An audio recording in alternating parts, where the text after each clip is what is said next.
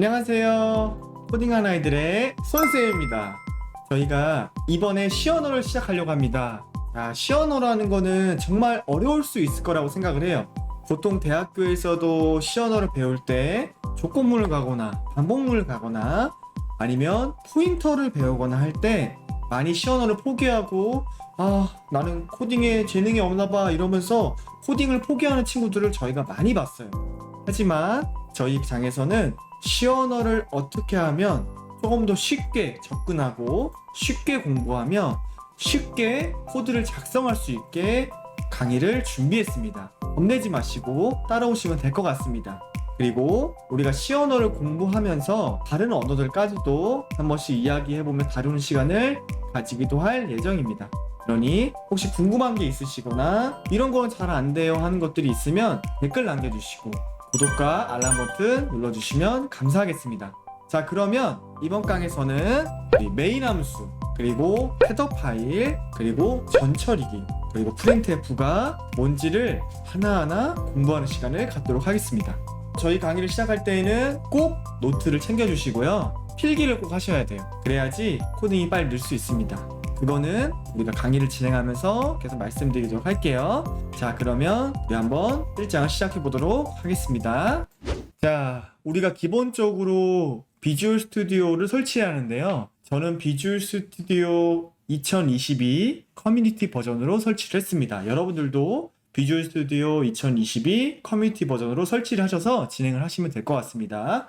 설치에 관련돼서는 우리 많이 유튜브나 그리고 인터넷에 잘 나와 있으니까요. 기본적인 설치는 진행해 주시면 되고, 주의할 점은 마이크로소프트에 가입을 하셔가지고 로그인을 하셔야지 계속 주기적으로 사용할 수 있다는 거 무료로, 그러니까 꼭 설정을 해주시기 바랍니다. 자, 이렇게 비주얼 스튜디오가 나오면 프로젝트를 한번 여는 것부터 진행을 할게요. 자, 처음에 이 프로젝트를 열게 되면 이런 화면이 나오죠. 그럼 여기서 빈 프로젝트를 누릅니다. 우리가 지금 다른 여러 프로젝트들이 있는데 이런 것들을 이렇게 생각하시면 돼요.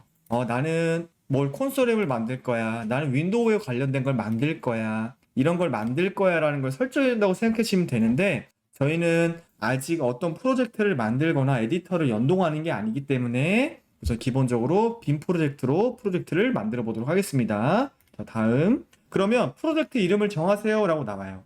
프로젝트 이름 같은 경우에는 우선 기본적으로 설정을 해놓는 게 좋을 것 같아요. 왜냐면 저희가 프로젝트를 나중에 다양하게 만들 건데 이름 짓는 방법에 대해서는 변수에서 진행을 할 때 얘기를 할 테니까요. 우선 기본적으로 프로젝트 여러분들은 1이라 돼 있을 거예요. 1으로 진행하시면 될 것 같아요. 자, 다음으로 위치 같은 경우에는 이렇게 위치가 돼 있는데요. 저 같은 경우에는 유저의 제 닉네임 그리고 이 파일 이름 여기에 돼 있는데, 이거는 보통 다 이렇게 돼 있으실 거라 생각해요. 저희들이 처음에 지정했던 사용자 유저 네임으로 경로가 지정돼 있을 거라고 생각하시면 되는데, 근데 여기서 중요한 거는 간혹 이런 버그들이 있어요. 유저 닉네임이 한글인 경우, 에디터마다 좀 다른 경우가 있긴 한데 한글인 경우에 버그가 일어나는 경우가 있거든요. 그러니 가능하면 처음에 저희가 윈도우에서 유저 닉네임을 정할 영어로 지정하시는 게 좋다라는 거 한번 꿀팁 말씀드렸어요. 그 다음에 솔루션 만들기 이름 이렇게 있는데 이거는 저희가 프로젝트를 진행하면서 하나하나 말씀드리도록 하겠습니다. 자, 그러면 이거를 기본적인 걸 세팅을 하고 만들기를 눌러주세요. 자, 그럼 만들기를 하면 이렇게 솔루션 탐색기가 하나 나오고요. 이렇게 메뉴들이 나오고 있어요. 이거 같은 경우에 제가 펜을 사용할 거기 때문에 이건 안 나와요. 오해하시면 안 됩니다. 근데 만약에 솔루션 탐색기가 없는데요? 이렇게 하는 사람들이 있을 수 있어요. 여기 보기에 보면 솔루션 탐색기란 게 있어요. 그러면 이렇게 솔루션 탐색기가 나오죠. 근데 솔루션이란 게 있는데 여기에 뭐 참조도 있고 외부 종속성이란 게 있고 리소스 파일이란 게 있고 소스 파일이란 게 헤더 파일, 뭔가 엄청 많아요. 하지만 이것들은 저희가 코드를 작성하면서 하나하나 공부할 거니까 이게 뭐야, 어떻게 만드는 거야, 이렇게 오해하실 필요 없이 코딩을 하면서 자연스럽게 저희가 진행하는 걸 생각해 주시면 될 것 같아요. 저희는 기본적으로 소스 파일을 만들 겁니다. 자, 어떻게 만드냐, 소스 파일에 마우스를 올려주세요. 그런 다음에 마우스 오른쪽 버튼 추가 새 항목을 클릭해 줍니다. 그럼 이렇게 여러 가지 다양한 것들이 나오는데 저희는 기본적으로 C++ 파일 CPP라는 걸 할 거예요. 근데 여기 보면 이름이 나와 있죠. 위치랑. 아까 위치는 우리 프로젝트 이름 위치와 동일하고요. 소스는 source.cpp라고 되어 있는데 저희는 여기서 source.c로 바꾸겠습니다. 자, 우선 간단하게 이야기하면 .cpp라는 거는 C++ 언어를 이야기하고요. .c라는 거는 우리가 공부할 C 언어를 의미합니다. 자, 그러면 컴퓨터한테 우리는 C 언어로 명령을 줄 거기 때문에 .c로 만들 겁니다. 자, 여기서 추가. 그러면 이렇게 기본적인 프로젝트 화면이 나오는 걸 볼 수 있어요. 이렇게 화면이 나오죠. 자, 이렇게 검은 화면이 나오는데 근데 선생님은 검은 화면인데 저는 왜 다른 색이에요? 저랑 다른 테마를 설정하셔서 그럴 거거든요. 그러면 기본적으로 우리 세팅을 한번 해볼게요. 여기 도구에 가면 솔루션이 보입니다. 그러면 여기 환경을 눌러보면 일반이 있죠. 여기 일반. 여기 일반에 색 테마라는 게 있어요. 여기 눌러보시면 저 같은 경우에는 계속 코드를 보는 일이 많기 때문에 어둡게라고 해놨거든요. 근데 여러분들은 처음에 선택할 때 다양한 걸로 선택을 하셨을 거라 생각을 해요. 여러분들이 원하는 테마로 설정을 해주시고요. 자, 다음에 여기 글꼴 및 색을 눌러줘 보시면 여기서 글꼴을 설정하는 게 있어요. 잠깐만 기다려주세요. 여기서는 갑자기 멈출 수 있어요. 나 멈췄어, 어떡해? 이렇게 생각하지 마시고 우리가 가지고 있는 글꼴의 종류를 가지고 오는 거기 때문에 약간 시간이 걸릴 수도 있어요. 글꼴이 너무 많거나 이럴 경우에 더 걸리겠죠. 그러니 겁먹지 마시고 컴퓨터를 위해서 잠깐 차분하게 기다려주는 시간을 갖도록 하겠습니다. 네, 이렇게 하면 이렇게 글꼴이 나오는데요. 여기서 우리 개발자를 위한 글꼴이 있습니다. 여기 쭉 영어로 ABCD 이렇게 있죠. 자, 이렇게 보면 C 부분에 콘솔라스라는 글꼴이 있습니다. 자, 이거를 지정해 줍니다. 그러면 우리가 여기서 이걸 바꾼 이유가 있어요. 그거는 간단하게 말씀을 드리면 우리 I랑 대문자 I, L이랑 대문자 L을 쳐보세요. 그러면 I, L이 소문자, 대문자가 구분되는 걸 볼 수 있습니다.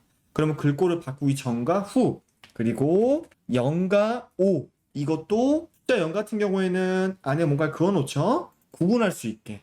그리고 우리가 엔터키 위에 보면 백슬래시 원 표시가 있어요. 이걸 눌러보면 이렇게 백슬래시 모양으로 나오는 걸 확인할 수 있습니다. 자, 그러면 우리 기본적인 세팅은 끝났어요. 그럼 코딩을 간단하게 쳐보도록 하겠습니다. 자, 처음에 샵을 쳐주세요. 그 다음에 이렇게 기본적으로 코드를 한번 쳐보도록 할게요. 이거는 그냥 따라 치면 되니까 여러분들이 빨리 보시면서 빨리 치시면 될 것 같아요. 저도 간단하게 빨리 쳐보도록 하겠습니다. 자, 이렇게 코드가 완성이 됐습니다. 근데 이거 어떻게 하는 거지? 라는 생각이 들 수도 있는데, 자, 우리가 이 코드가 제대로 작동하는지 안 하는지를 확인하기 위해서 자, 디버그하지 않고 시작을 누릅니다. 자, 그렇게 하게 되면 이렇게 하이라는 문구가 제대로 나오는 거를 우리는 확인할 수 있습니다. 여기서 중요한 게 있어요. 이게 왜 이렇게 되죠? 라는 의문이 드실 거예요. 자, 지금부터 공식을 꺼냅니다. 노트를 꺼내주세요. 우리가 중요한 거를 우리 설명을 가도록 하겠습니다. 자, 우선 중요한 거는 우리가 처음에 자, 소스 죄송합니다. 이거 제가 펜을 쓴 지가 많이 안 돼서 잠깐 글씨가 못난이가 됐어요. 자, 소스 파일이 있죠? 이 소스 파일인 거는 쉽게 얘기하면 컴퓨터한테 주는 명령서를 이야기합니다. 명령서. 자, 컴퓨터야, 나 이렇게 명령할 거야를 이야기합니다. 근데 컴퓨터가 우리가 이야기하는 소스 파일을 알아들을 수 있을까요? 네, 몰라요. 알아들을 수가 없어요. 그래서 컴퓨터 언어로, 컴퓨터가 알아들을 수 있는 언어로 바꿔주는 소프트웨어를 사용해야 합니다. 그게 바로 컴파일러라 그래요. 컴파일러라는 거는 컴퓨터의 언어, 기계어로 번역해주는 소프트웨어라고 생각하시면 됩니다. 이 컴파일러가 OBJ로 바꿔줘요. OBJ라는 거는 오브젝트 파일의 약자, 바이너리 코드, 머신 코드. 그래서 기계어라고 생각하시면 됩니다. 자, 이거를 이제는 우리가 사람이 사용할 수 있는 프로그램으로 만들어야겠죠? 이거를 링커라는 프로그램을 통해서 exe 프로그램으로 만들어주는 과정을 이야기합니다. 죄송합니다. 제가 이거를 활용을 좀 잘했어야 되는데 여기서 죄송합니다. 앞으로 더 이쁘게 쓸게요. 자, 그 다음에 이 전체 과정을 우리는 빌드라고 얘기해요. 뭔가를 싼다. 그리고 오류를 고치면서 우리가 프로그램을 만들고 실행해 보는 거를 디버그라 그럽니다. 그러면 컴퓨터가 여기서 한 개라도 틀렸어요. 자, 예를 들어 한번 해볼게요. 자, 제가 이거를 이렇게 하나 틀렸어요. 그래서 디버그 하지 않고 시작을 누르면 이렇게 이게 뭡니까? 뭐가 잘못됐습니다 라고 가르쳐 주는 거를 볼 수 있습니다. 그러면 이렇게 디버그하는 과정까지 이야기를 했는데요. 그러면 소스 코드 이거에 대해서 어떻게 하는지 우리가 알아야겠죠. 우선 여기서 일시정지를 해놓으시고 이 전체적인 흐름을 한번 작성을 해주시면 좋을 것 같습니다. 자, 다 작성을 하셨죠? 그럼 지우도록 하겠습니다. 여기서 이제 코드에 대한 전반적인 설명을 할 건데요. 자, 항상 코딩이 조금 더 실력이 늘고 코딩을 잘 짜려면 이게 왜 이렇게 되지? 이걸 어떻게 해야지? 라는 의문과 호기심이 좀 필요해요. 그래서 저도 코딩을 시험을 처음 공부했을 때 얘는 뭐길래 이렇게 이름을 지어놨지? 이거 왜 넣는 거야? 이런 의문들이 정말 많았거든요. 저한테도. 그래서 이것들을 제가 하나하나 풀어드릴게요. 자, 처음에 샵이라는 게 있죠? 샵이라는 거는 전처리기를 의미해요. 전처리기. 자, 전처리기라는 거는 컴파일 전에 처리해. 이런 의미로 생각하시면 돼요. 뭐를? 여기 있는 것들을. 이렇게 생각하시면 돼요. 자, 여기 필기하셔야 합니다. 자, 필기하셨죠? 지울게요. 컴파일 하기 전에 처리를 해. 뭐를? include. 영어 잘하신 분들은 눈치가 빠를 거라 생각합니다. 포함해. 뭐를 포함하냐? std는 코딩 짤 때 모두가 동일해요. std는 스탠다드의 약자입니다. 표준. 그럼 IO는 뭘까요? 입출력을 의미합니다. 자, 그러면 h라는 건 뭘까요? 이게 바로 헤더 파일인데요. 이거는 이 헤더 파일을 통해서 표준 입출력에 대한 코드를 선언하는 걸 의미하는데, 이거는 저희가 함수를 공부하고 변수를 공부해야지 여러분들이 이해하실 수 있을 거라 생각을 해요. 그러니 지금은 헤더 파일을 코드들을 지목한다 라고 생각을 할게요. 자, 그럼 다시 정리 해석해 보겠습니다. 컴파일 하기 전에 포함을 시켜 뭐를? 표준 입출력하는 코드들을. 자, 이렇게 해야지 뭘 사용할 수 있냐? 표준 입출력할 수 있는 함수를 사용할 수 있어요. 선생님, 함수가 뭡니까? 함수라는 거는 코드들을 모아두는 모음이라고 간단하게 생각하시면 돼요. 무슨 코드 매개 변수 리턴 보이드 펑션 이런 얘기는 파라미터 이런 얘기는 나중에, 코딩은 절대 이런 어려운 용어로 호태하게 만들면 안 돼요. 그러니 이런 용어들은 신경 쓰지 마시고 우선 기본적으로 전처리가 뭐다? 포함을 시키고 표준 입출력을 코드들을 포함시키는 거다 라고 인지를 해주시면 됩니다. 자, 여기까지 스톱하고 우리 필기를 하시면 됩니다. 자, 다 필기를 하셨죠? 자, 이번에는 이 밑에 거를 한번 우리 해볼게요. 우선은 이 전체를 한 세트로 볼게요. 원래는 얘랑 얘 다 의미가 다 있지만 우리가 지금은 함수를 배우지 않았기 때문에 기본적으로 한 틀이라고 보도록 할게요. 자, 그러면 뭔가 이름에, 영어 이름에 가로를 넣게 되면 이거는 함수를 의미해요. 그럼 무슨 함수를 쓰냐? 자, 메인 함수라고 돼 있죠? 메인 함수라는 거는 쉽게 얘기해서 프로그램의 시작을 의미합니다. 시작. 이거 참 중요합니다. 컴퓨터는 우리가 명령하지 않으면 스스로 하지 않아요. 그렇기 때문에 컴퓨터야 언제 시작해? 이렇게 명령을 해줘야 돼요. 우리가 예를 들어 자유주행 자동차가 있다고 생각해 보세요. 우리가 명령을 하지 않고 그냥 차에 타고 있어요. 차에 타고 있는데 갑자기 자기 멋대로 자유주행하고 있어. 그럼 될까요? 안 될까요? 안 되죠. 우리가 뭔가 버튼을 누르거나 말로써 아니면 행동으로써 명령을 할 때 실행해 라는 코드가 있어야지 우리의 명령을 듣고 코딩을 하는 거겠죠? 그렇기 때문에 시언어도 마찬가지예요. 자, 컴퓨터야 메인 함수부터 시작이야 라고 생각을 해주시면 됩니다. 그리고 여기서 이게 한 세트예요. 함수를 만들 때는 이게 한 세트인데, 자, 이거는 뭐라 생각하시면 되냐? 범위라고 생각하시면 돼요. 그럼 무슨 말이야? 여기가 시작부터 끝이라고 생각하시면 됩니다. 자, 컴퓨터야 시작을 해. 어디서부터 어디까지? 여기서부터 여기까지. 제가 프로그램은 어떻게 작동한댔죠? 순서대로. 그럼 첫 번째 여기, 두 번째 여기가 작동이 되겠죠? 이거를 뭐라 그러냐?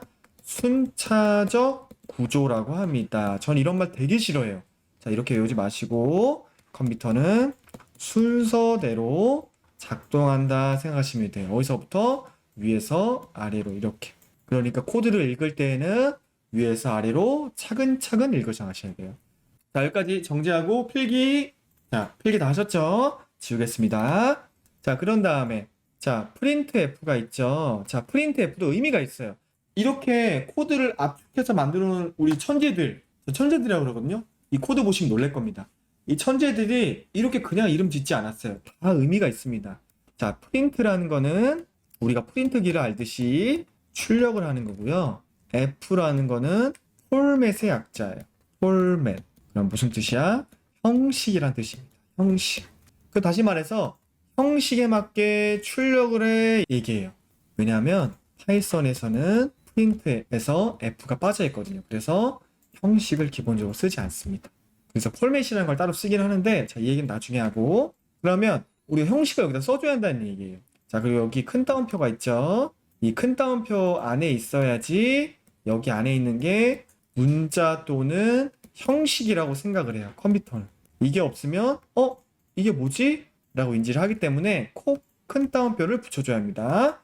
자, 다음 세미콜론. 자, 세미콜론은 문장의 끝을 의미해요. 문장의 끝. 자, 다시 얘기해서 자, 첫 번째 이걸 작동했어요. 쭈르르 해석을 하는데 이게 없네? 그럼 계속 번역을 해요. 그럼 어떻게 되겠어요? 끝도 없이 번역을 하겠죠. 우와, 계속 이거 어디 있는 거야? 이러면서 이렇게 찾다가 띵! 오류가 나는 거예요. 주인님, 어디가 끝인지 모르겠습니다. 오류가 나요. 자, 한번 볼까요? 아까 한 대로 제가 이거를 지우고 디버그를 하게 되면 6번째 줄에서 오류가 납니다 라고 하죠. 그러면 보통은 6번째 줄이라 그러면 위나 아래에 문제가 있는 거예요. 그럼 위에 보면 세미콜론이 빠졌죠. 그럼 세미콜론 넣게 되면 다시 정상적으로 작동이 됩니다. 자, 그리고 return이라는 거는 돌려준다 라고 생각하시면 됩니다. 돌려준다. 뭐를? 0을. 이거는 함수를 할 때 우리가 제대로 달아보도록 하겠습니다. 함수를 할 때 그냥 돌려준다. 뭐를? 0을. 그 무슨 말이야? 1하고 2를 우리가 첫 번째 작동하고 두 번째 작동하면 정상적으로 됐죠? 잘 됐어. 오, 잘했어. 근데 0을 돌려주래. 그럼 무슨 말이겠어요? 우리가 볼 때에는 오류가 하나도 없다라는 것을 의미하게 됩니다. 자, 마지막으로 자, 이 void라는 게 있어요. 자, 이 void라는 거는 나중에 우리가 정확하게 자세하게 할 거예요. 이 가로 안에는 없어 라는 의미를 준다고 생각하시면 됩니다. 자, 그러면 우리가 여기서 하나하나 진행을 해봤는데요. 중요한 거는 우리가 이거를 작성하면서도 많은 오류들이 나실 거라 생각합니다. 근데 중요한 거는 제가 항상 저희 학원 아이들한테도 얘기해요. 코딩은 자꾸 틀려봐야지 느려요. 저는 다른 공부도 마찬가지라고 생각이 듭니다. 코딩은 자꾸 틀려보고 이거를 오류를 고쳐보고 내가 다시 읽어보고 다시 디버그 해보고 이런 것들을 반복하고 훈련해야지 코딩의 실력은 늘 수 있어요. 단순하게 몇 시간 하면 코딩 완성합니다. 전 이런 건 아니라고 봐요. 코딩은 훈련이 필요해요. 그러니 하나하나 읽어가는 훈련, 그리고 내가 이거를 분석하고 그리고 내가 알고리즘 설계해보고 이런 것들을 하나하나 해볼 테니까요. 지금 우리가 필기한 것들 암기해 주시고 공부해 보시면 좋을 것 같습니다. 자, 이렇게 시언어 강의를 오늘도 포기하지 않고 끝까지 들으셨나요? 그러면 여러분들은 이미 시언어를 하고 계신 겁니다. 끝까지 포기하지 마시고 구독과 알람 설정 부탁드리고 우리 코딩하는 아이들이 재미와 그리고 좀 더 깊이 있게 스스로 사고하고 알고리즘을 설계하며 코딩을 할 수 있는 형식으로 수업을 진행하고 있습니다. 자세한 거는 밑에 참고란을 참고해 주시고요. 항상 연락을 주시면 저희가 답을 드릴 테니까 전화가 어려우시다면 문자로 주시면 됩니다. 그럼 다음 장에서 만나요. 안녕.